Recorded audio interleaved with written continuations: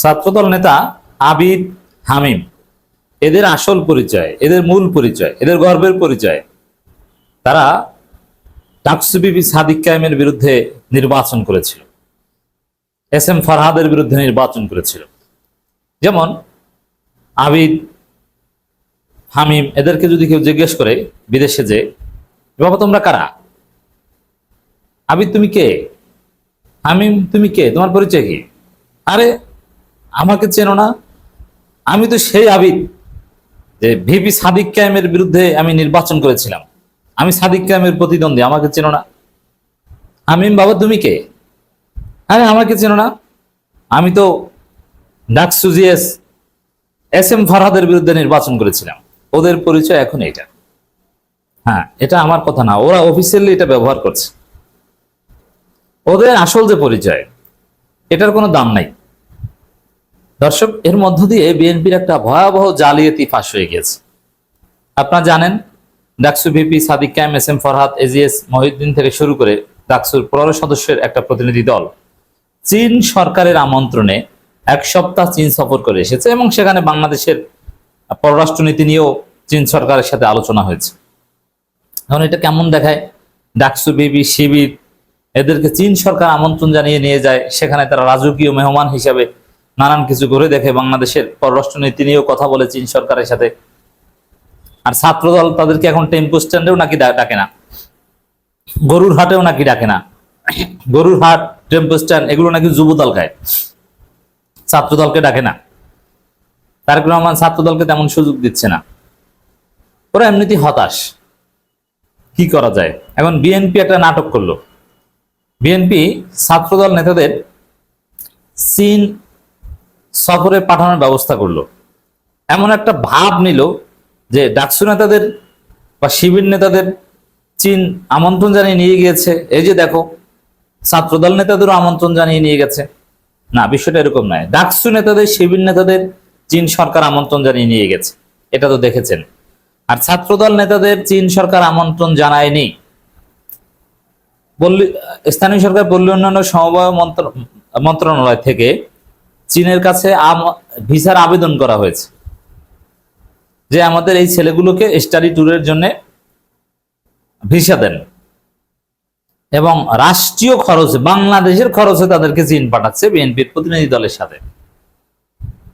আর এইটাকে এমন ভাবে প্রচার করার চেষ্টা করেছিল যে ডাকসু কিংবা শিবিরের মতো করে তাদেরকেও আমন্ত্রণ জানানো হয়, যে না, এটা ভুয়া কথা, তাদেরকে আমন্ত্রণ জানানো হয়নি।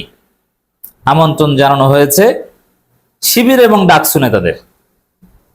আর রাষ্ট্রীয় টাকা খরচ করে বিএনপি নাটক করার চেষ্টা করেছিল, আবেদন করে ভিসা, এরকম যে কেউ, এটা হাবিবপুর ডিগ্রি কলেজের কেউ আবেদন করলেও চীন সরকার এরকম ভিসা দেয়, এটা ব্যাপার না।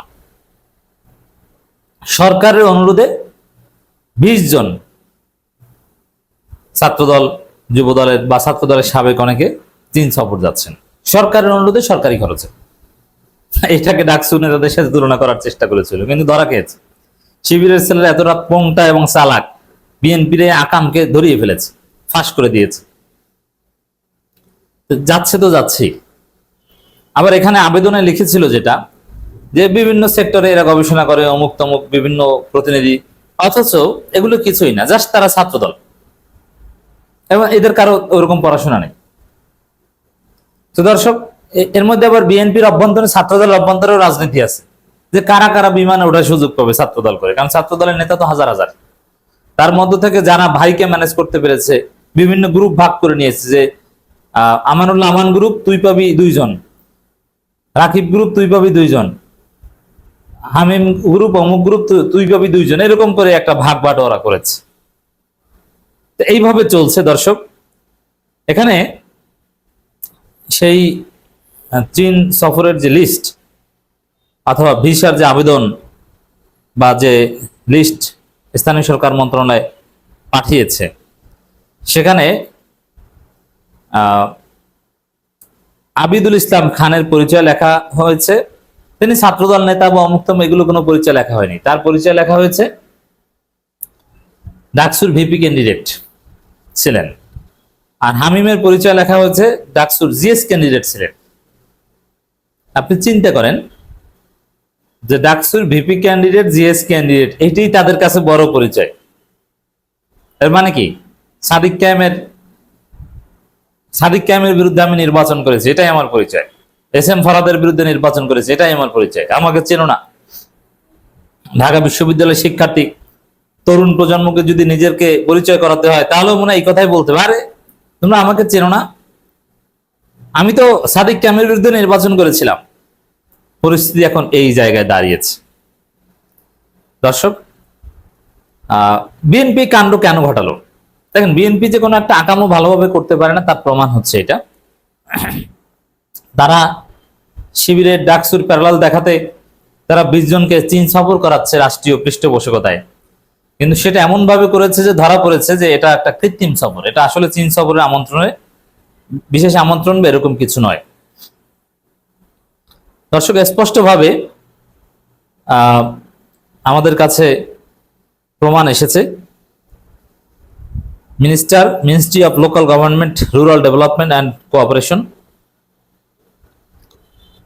কোঅপারেটিভস, সেখানে ইউর এক্সেলেন্সি 19/5/2025 এই চিঠি দেওয়া হয়েছে, যেখানে লেখা হয়েছে, thank you very much for your kind letter expressing your interest in hosting our designation of 20 young leaders for a visit in China in response to your letter on 14 May 2026। এর মানে চীন সরকার এই ভিসা বা তাদেরকে host করার এই আমন্ত্রণ গ্রহণ করেছে, আহ্বান গ্রহণ করেছে ইন রেসপন্স টু লেটার। এর মানে 14 তারিখ চিঠি দিয়েছে যে বাবা আমাদের এই কিছু পোলাপান একটু ঘোরার সুযোগ দাও, পয়সা পাতি আমরা দেব। ওই চিঠির পরিপ্রেক্ষিতে তারা বলেছে ঠিক আছে, এই কজনকে আমরা সুযোগ দিলাম। চিঠি দিয়ে লবিং করে শিবির এবং ডাকসুর প্যারালাল হিসেবে দেখানোর চেষ্টা করে যে না, আমরাও চীন যেতে পারি, দেখছো, শুধু তোমরা চীন যাও।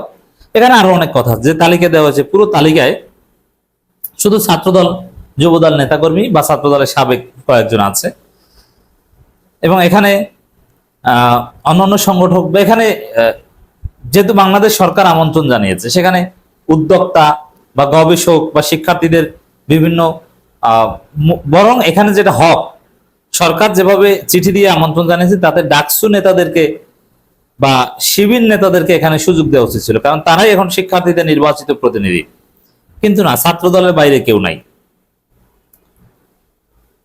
ছাত্রদলের হল সভাপতি থেকে শুরু করে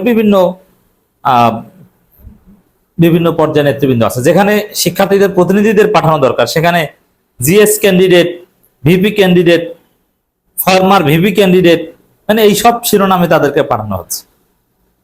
সাদিক কায়েমের বিরুদ্ধে নির্বাচন করেছে, এইটা বেঁচে এখন খেতে হয় ছাত্রদলকে, আবিদকে।